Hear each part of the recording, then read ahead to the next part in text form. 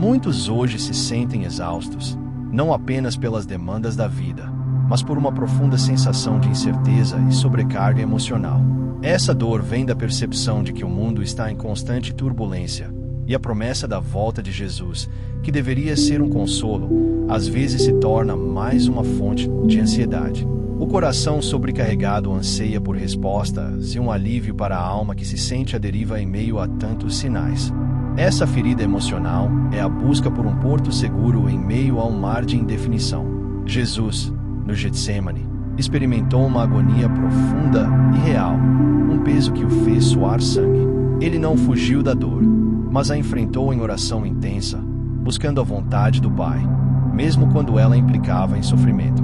Em Lucas capítulo 22, versículo 44, está escrito: posto em agonia, orava mais intensamente, e o seu suor tornou-se como gotas de sangue, que caía no chão. Essa cena bíblica espelha a nossa própria luta interior quando nos sentimos esmagados pelas incertezas do fim dos tempos. Assim como Cristo, somos chamados a levar nossa angústia a Deus, encontrando nele não uma solução mágica, mas a força para perseverar e a compreensão de que, mesmo no silêncio aparente, Ele está perto. Em nossa humanidade, tendemos a ver a dor e a crise como perdas irreparáveis. No entanto, a perspectiva bíblica nos convida a uma quebra de expectativa. O que parece ser uma perda ou um momento de caos pode ser, na verdade, um processo de refinamento. Em 1 Pedro capítulo 1, versículo 7 lemos: para que a prova da vossa fé, mais preciosa do que o ouro que perece e é provado pelo fogo, redunde em louvor, honra e glória na revelação de Jesus Cristo. Deus usa as crises do fim dos tempos e as dores da vida para nos moldar, purificar nossa fé e nos preparar para a eternidade. Essa crise não é um castigo, mas uma oportunidade de crescimento espiritual profundo, um caminho para a cura interior que nos alinha com o propósito divino. Em vez de se afogar na ansiedade sobre o futuro, convido você a praticar uma atitude de vigilância ativa por 7 dias. Dedique um tempo diário para ler um evangelho, Mateus, Marcos, Lucas ou João, não apenas para buscar informações, mas para meditar sobre as palavras de Jesus e o seu exemplo de vida e obediência.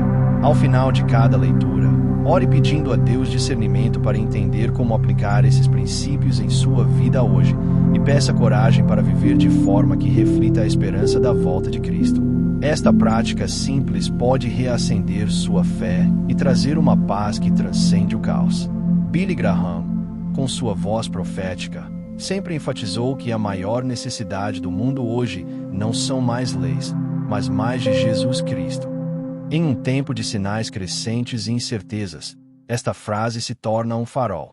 A prontidão para a volta de Jesus não é sobre decifrar cada profecia com precisão milimétrica, mas sobre ter um relacionamento vivo e ativo com Ele. É sobre a urgência de uma entrega diária, de viver uma vida que testemunhe de sua verdade e amor, pois só em Cristo encontramos a verdadeira paz e a esperança inabalável para o fim dos tempos. As notícias sobre catástrofes, conflitos e crises podem gerar um medo profundo, que muitas vezes se disfarça de realismo ou preocupação legítima. No entanto, para muitos, esse medo não os leva à oração, mas à paralisia espiritual, ao pessimismo ou à fuga emocional. A ferida aqui é a confusão entre o discernimento espiritual e a ansiedade que impede a ação da fé. A pessoa se sente impotente diante de um cenário global que parece desfavorável, e em vez de buscar a Deus, se retrai.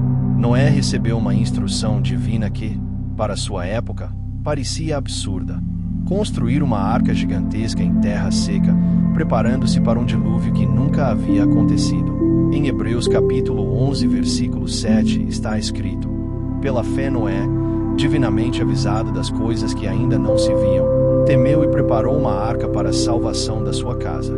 Sua fé e obediência não foram baseadas na compreensão total ou na aceitação social, mas na confiança em Deus. Esta história bíblica é um espelho para os nossos dias. Em meio à incredulidade e ao ceticismo, somos chamados a viver uma fé que se manifesta em obediência prática, mesmo quando não compreendemos plenamente os caminhos de Deus, confiando que ele está agindo secretamente na história. Um erro comum e fatal que muitos cometem é acreditar que acumular informações sobre os sinais do fim equivale a uma preparação espiritual. Conhecer as profecias é importante, mas isso por si só não transforma o coração.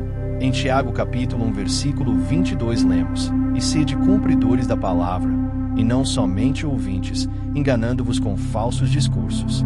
A verdadeira preparação exige uma profunda transformação interior, uma mudança de atitude, arrependimento e um relacionamento íntimo com Deus. Apenas saber sobre o que está por vir, sem uma alma vigilante e um espírito santificado, é uma fé vazia que não sustenta em tempos de crise. Se você se sente perdido ou confuso com os eventos atuais, experimente esta oração: Pai, em meio a todo o ruído e incerteza deste mundo, peço-te clareza. Reacende a minha fé, não em teorias ou medos, mas na tua palavra. Ajuda-me a discernir a tua voz acima do clamor do mundo, a ver os teus caminhos e a viver de forma que te honre, preparando-me verdadeiramente para a vinda de Jesus. Amém. Esta oração busca não apenas respostas, mas um avivamento interior. C.S. Lewis, um dos maiores pensadores cristãos, alertou sobre o perigo da quase-cristandade, uma forma de fé que se aproxima dos princípios cristãos sem uma entrega genuína e transformadora. Em tempos de sinais do fim, este alerta é crucial. Não basta estar perto do reino através do conhecimento dos sinais. É preciso estar no reino através de um relacionamento pessoal com Cristo. O perigo não é apenas não crer, mas crer de forma superficial. Estar perto da verdade, mas não ser por ela plenamente possuído. Quando o deserto espiritual encontra os últimos dias, muitos adultos experimentam uma crise de fé silenciosa, um deserto onde Deus parece ausente. Essa sensação de abandono é amplificada pelas dores do mundo e pela dificuldade de discernir a presença divina em meio ao caos. A ferida emocional, aqui, é a solidão espiritual, a sensação de que as orações não são ouvidas e de que estão sozinhos em sua caminhada. Após uma grande vitória espiritual, o profeta Elias se viu exausto e desanimado, desejando a morte debaixo de um zimbro. Em 1 Reis capítulo 19, versículo 4, lemos: "E ele mesmo se foi ao deserto, caminho de um dia, e veio e se assentou debaixo de um zimbro, e pediu para si a morte, e disse: Já basta, ó Senhor, toma agora a minha vida." Mas Deus não o repreendeu por sua fraqueza.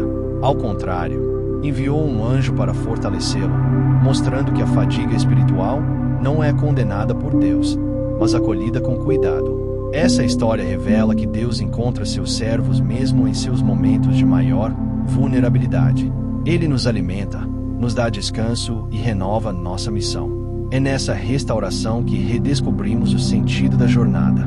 Ninguém deseja a dor, mas muitas vezes é nela que Deus fala mais alto. O que parece ser apenas sofrimento pode ser, na verdade, um chamado para um propósito maior. Em Romanos capítulo 5, versículo 3 ao versículo 4, está escrito: "E não somente isso, mas também nos gloriamos nas tribulações, sabendo que a tribulação produz a paciência, e a paciência a experiência, e a experiência a esperança." Deus nos usa e nos molda, removendo o que não serve e nos preparando para uma fé madura. Para reacender a chama interior, comece com pequenos passos de obediência e gratidão. Dedique 5 minutos por dia para agradecer a Deus por algo, mesmo nas dificuldades. Ouça um louvor. Medite em um versículo que fale sobre esperança. Em Salmos capítulo 42, versículo 11, o salmista declara: "Por que estás abatida, ó minha alma? E por que te perturbas dentro de mim? Espera em Deus, pois ainda o louvarei. A Ele, meu auxílio e Deus meu." Esses atos simples podem reconstruir sua conexão com Deus e renovar seu ânimo. Em meio à avalanche de informações sobre sinais dos últimos dias, muitos se sentem confusos. A dor subjacente é a busca por sentido, por algo que traga ordem ao caos.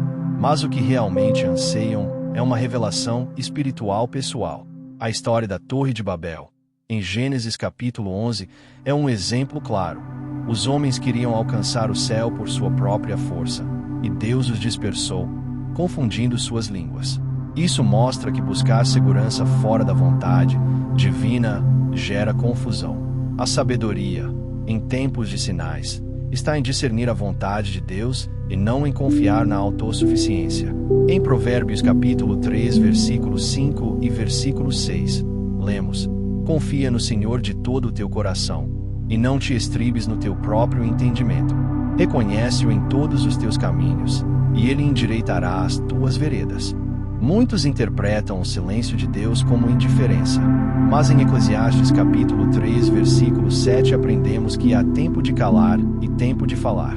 O silêncio de Deus pode ser um convite ao amadurecimento, um processo de refinamento. É quando Ele trabalha mais profundamente em nós, não com barulho, mas com transformação. A volta de Jesus não é apenas uma profecia futura, mas uma urgência para vivermos o presente com propósito.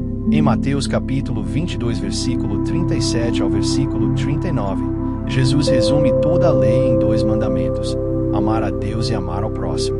A preparação para o fim passa pelo modo como tratamos as pessoas ao nosso redor. O perdão, o amor e a reconciliação são sinais de que o céu já começou em nós. Billy Graham dizia: Deus não tem netos, e isso é uma verdade poderosa. A fé precisa ser pessoal. Em João capítulo 17, versículo 3, Jesus disse: E a vida eterna é esta, que te conheçam a ti, o único Deus verdadeiro, e a Jesus Cristo, a quem enviaste. Conhecer a Deus é mais que ouvir falar, é experimentar sua presença no íntimo do coração. Muitas almas hoje se sentem fracas diante das profecias do fim. Acreditam que é preciso ser forte para estar pronto. Mas a verdade bíblica é o oposto. É na fraqueza que Deus age com poder. Em 2 Coríntios capítulo 12, versículo 9, o apóstolo Paulo registra: A minha graça te basta, porque o meu poder se aperfeiçoa na fraqueza. Essa sobrecarga, longe de ser um obstáculo, pode ser o lugar onde a força de Deus se manifesta com mais intensidade. A história de Gideão é um símbolo desse princípio. Em Juízes capítulo 7, versículo 2, Deus diz a Gideão: É demais o povo que está contigo para eu dar aos midianitas em suas mãos, a fim de que Israel não se glorie contra mim, dizendo: A minha mão me livrou. Deus reduziu o exército para mostrar que a vitória vem dele. A preparação espiritual não depende de números, mas de rendição. Em Filipenses capítulo 4, versículos 6 e versículo 7, Paulo declara: Não estejais inquietos por coisa alguma. Antes as vossas petições sejam em tudo conhecidas diante de Deus, pela oração e súplica com ações de graças. E a paz de Deus, que excede todo o entendimento, guardará os vossos corações e os vossos sentimentos em Cristo Jesus. Essa paz não é um sentimento raso, mas uma fortaleza invisível que protege a alma. Muitos carregam luto profundo por perdas de pessoas, de sonhos, de uma vida que já não existe. Mas Jó nos ensina que a dor não é o fim da história. Em Jó capítulo 42, versículo 10 lemos: E o Senhor virou o cativeiro de Jó, quando orava pelos seus amigos. E o Senhor acrescentou, em dobro, a tudo quanto Jó antes possuía. Deus restaura o que foi perdido, mas, mais que isso, revela seu caráter no processo. A graça de Deus ainda está disponível. Em Joel capítulo 2, versículo 13, Deus clama: Rasgai o vosso coração, e não as vossas vestes, e convertei-vos ao Senhor vosso Deus.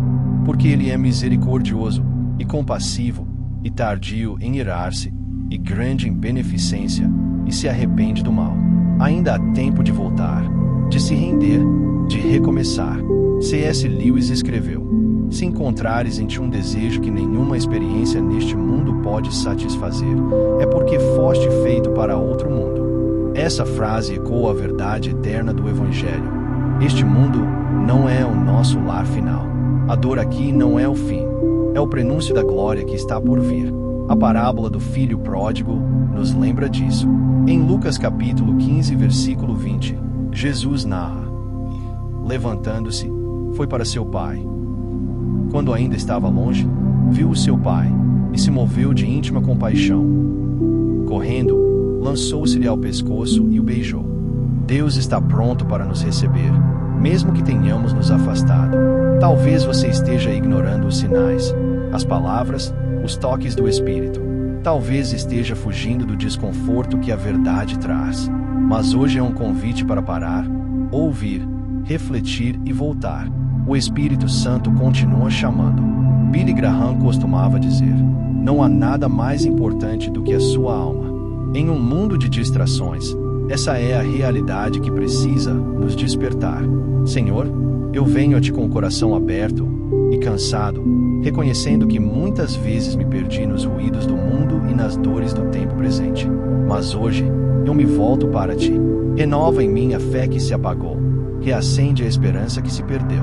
Perdoa minhas distrações, minhas fugas, minhas resistências. Ensina-me a discernir os Teus sinais, a ouvir Tua voz, a caminhar em obediência mesmo quando não entendo tudo.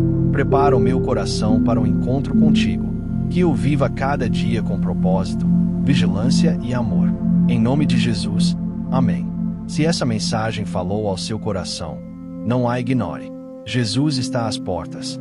Ainda há tempo de se render, de perdoar, de buscar, de voltar. Reflita, compartilhe, ore. Deixe que Deus complete em você a obra que Ele começou. Não é tarde demais. O tempo é agora.